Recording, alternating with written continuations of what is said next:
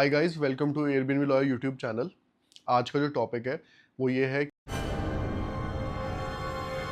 कि गेस्ट ने अगर आपकी प्रॉपर्टी में कोई डैमेज कर दिया या कोई भी डैमेज आपकी प्रॉपर्टी में हुआ तो उसका पेमेंट कौन करेगा, कहाँ से आप उसके चार्जेस निकालेंगे।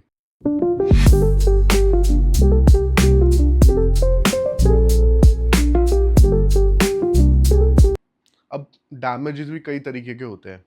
सबसे पहला जो एक ब्रॉडर जो है वो है कि कोई गेस्ट आपके प्रॉपर्टी में आए, उनने प्रॉपर्टी यूज़ करी, प्रॉपर्टी यूजेज में उन्होंने कोई फर्नीचर तोड़ दिया, फर्नीचर में ऐशिंग कर दी तो उसकी वजह से कोई छेद हो गया, कोई कटलरी है वो टूट गई, कटलरी मिसप्लेस हो गई। उसके अलावा टावल है वो अगर गलती से उन्होंने अपने बैग में पैक करके वो ले गए। इसके अलावा टीवी अगर टूट गया तो उसका पेमेंट कौन करेगा। इस सिनेरियो में गेस्ट ही पे करेंगे। रीज़न, आपने जो ये सारी चीज़ें परफेक्ट कंडीशन में उन्हें दी थी चेक इन के टाइम पे। अब चेकआउट के टाइम पे अगर वो कुछ भी डैमेज हुआ है तो वो तो उन्हीं की लाइबिलिटी है, क्योंकि उन्होंने यूज़ किया तब जाके वो कोई प्रॉब्लम क्रिएट हुई है। तो एक तो ये।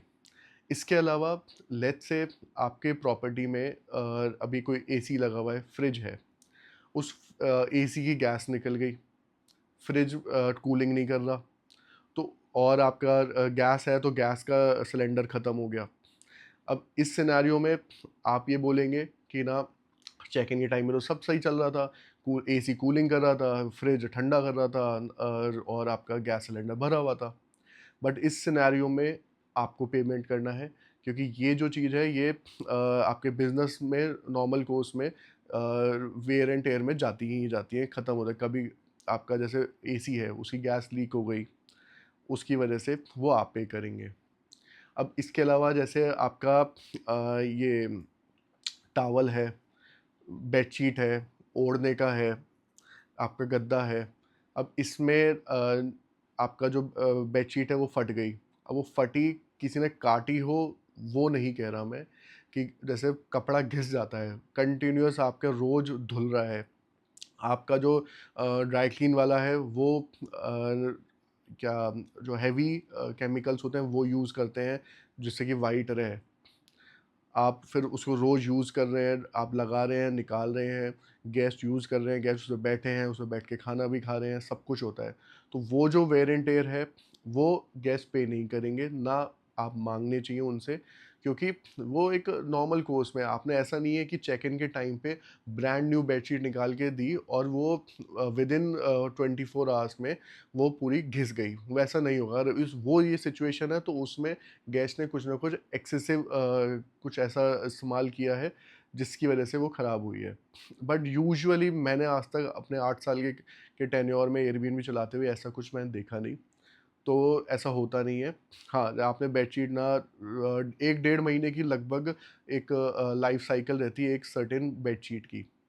उसमें आपने कम से कम आपकी 20 बार तो वो वॉश भी हो जाती है, एंड आप वापस लगा देते हैं, चेक इन चेक आउट होता है, तो वो उस चीज़ में अगर कोई वेयर एंड टेयर होता है तो वो आप गेस्ट से नहीं लेंगे।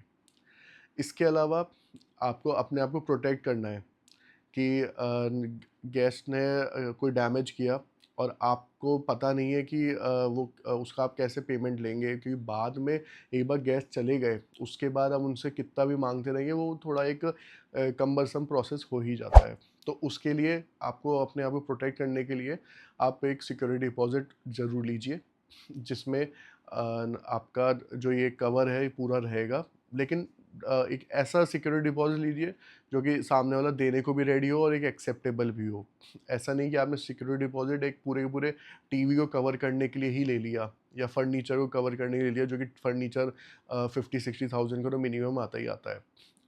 आप सिक्योरिटी डिपॉजिट लेंगे बेडशीट्स, आपका कटलरी, इन सबको कवर करने के लिए। अगर लेट्स से आपने सिक्योरिटी डिपॉजिट लिया ना ही लिया, बट आपका जो डैमेज है वो उससे ज़्यादा का हुआ है और आपका जो गेस्ट है उन्होंने डिनाई कर दिया पूरी अपनी कि उनसे नहीं हुआ, even though you know it, तो आपको सबसे पहले तो चेक इन के टाइम पे अपने आप को प्रोटेक्ट करने के लिए चेक इन के टाइम पे आपको अपने प्रॉपर्टी की फ़ोटोज़ लेनी है, बेड की, वॉशरूम की एंड आपके जो ओवरऑल लिविंग रूम एरिया की, और फ़ोटोज़ भी टाइम स्टैम्प्ड होनी चाहिए, जिससे कि वो एक प्रूफ़ की तरह आप यूज़ ले सकते हैं। और उसके अलावा आपने जो बेडशीट खरीदी, टीवी खरीदा, एसी खरीदा, जो भी चीज़ें लगी हुई हैं आपके प्रॉपर्टी में, उसका आपके पास बिल रहना चाहिए हमेशा सेव्ड। एक फ़ाइल बनाइए जिसमें आप सब कुछ आप आराम से सेव करके रख सकते हैं। फिर जहाँ मैं back to my original conversation कि गेस्ट ने मना कर दिया, तो आप एयरबीएनबी के पास जा सकते हैं, वहाँ पे एक एयर कवर है। उसमें आप अप्लाई करिए, उसमें वो बहुत सारी चीज़ें माँगते हैं। अगर आपके पास प्रॉपर डॉक्यूमेंटेशन नहीं है, वो आपका कवर सीधे-सीधे डिनाई कर देते हैं। बहुत ज़्यादा रेगुलर होता है कि डिनाई कर देते हैं, क्योंकि होस्ट प्रिपेयर्ड नहीं होता कि ऐसा हो सकता है हमारे साथ भी। तो उसमें आप time stamped photos before and after, मतलब कि चेक इन के टाइम की एंड चेकआउट के टाइम की। आपका बिल ऑफ परचेज़, जो आपने प्रोडक्ट ख़राब हुआ है उसका बिल, फिर आपने उसको सही कराया है, रिपेयर कराया है, उसका भी एक आप बिल लीजिए। अब जैसे आपका लेट्स से एसी है या एक टीवी है, जिस टीवी का अपन मान लेते हैं कि आपका टीवी ख़राब हो गया, उसका आपके एलसीडी रिप्लेस हुई है, जो गेस्ट ने डैमेज कर दी। अब उस टीवी को आपको हमेशा कोई ऐसी ऑथराइज़ जगह से ही सही कराना है, जो कि आपको एक bill they with GST number.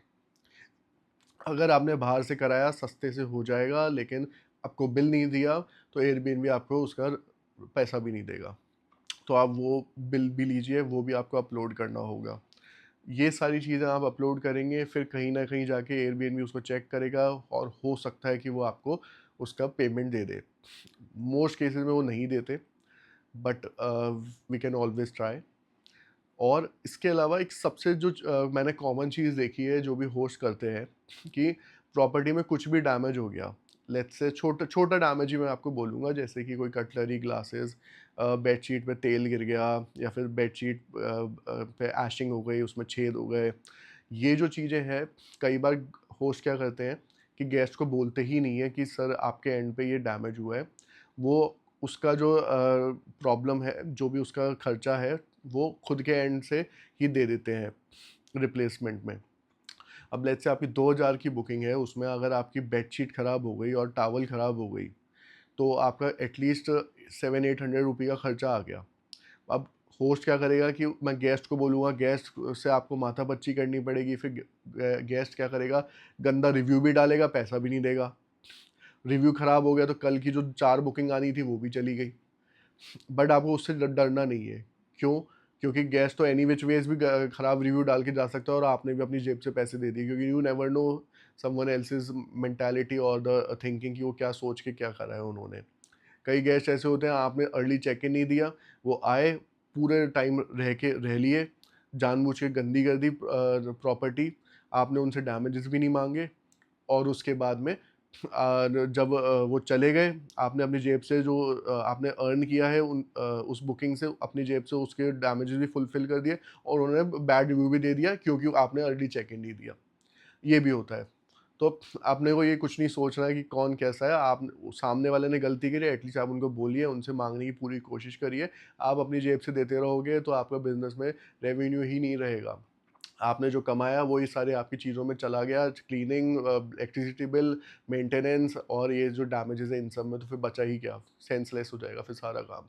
तो इसलिए सिक्योरिटी डिपॉज़िट ले लो, वो नहीं ले रहे तो फिर कम से कम गेस्ट से आप उनका जो उन्होंने डैमेज किया वो माँगो।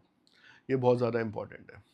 सो आई थिंक ये थोड़ा इन्फॉर्मेटिव वीडियो आपको हेल्पफुल रहेगा आपकी होस्टिंग जर्नी में, क्योंकि ये काफ़ी इम्पॉर्टेंट चीज़ें हैं कि आपको रेवेन्यू मैनेज करना है अपने प्रॉपर्टी का, आपको प्रॉफिट में रहना है हमेशा। तो अगर आपको नुकसान ही होते गए, तो फिर उसको फुलफिलमेंट कौन करेगा, वो आपको पता होना बहुत ज़्यादा ज़रूरी है, और अपने आप को प्रोटेक्ट करना बहुत ज़्यादा ज़रूरी है, क्योंकि एयरबीएनबी शायद प्रोटेक्ट करे ना करे, बट आपको अपने आप को तो प्रोटेक्ट करते हुए चलना ही है। So thank you so much. I hope you liked the video. Please subscribe to my channel.